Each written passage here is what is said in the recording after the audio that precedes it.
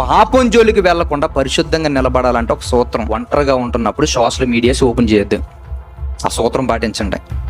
Social media, YouTube కానీ, Facebook కానీ, Instagram కానీ, వాట్సాప్ కానీ, ఏ విషయంలో కూడా ఒంటరిగా కూర్చుంటున్నప్పుడు అస్సలకి మీరు చేయొద్దు.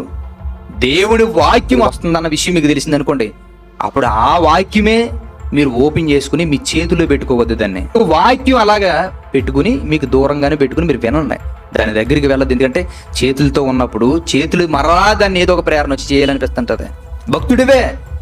భక్తుడిగా ఉన్నందుకు నేను పడగొట్టాలి కాబట్టి, నీ జీవితాన్ని నాశనం చేయాలి కాబట్టి దుష్టుడు ప్రేరణిస్తూ ఉంటాడు. అలాంటి పరిస్థితుల్లో, నా భక్తిహీనతమైనటువంటి స్థితిలో నేను మరింతగా దిగజారిపోకుండా ఉండాలంటే సమయం దొరికినప్పుడల్లా ఒంటరితత్వం ఒకవేళ ఉంటే ఖచ్చితంగా మీ ఎదురుగా ఉండవలసింది మీ చేతులు ఏంటో తెలుసా? చదివినా చదవకపోయినా బైబిల్ చేతిలో పట్టుకుని కూర్చోండి. ఎందుకంటే ఖచ్చితంగా మీ చేతుల్లో ఉంటున్నప్పుడు ఆ చెయ్యి దేన్నైనా తడమలనుకునే ఆలోచన కలిగి ఉంటది.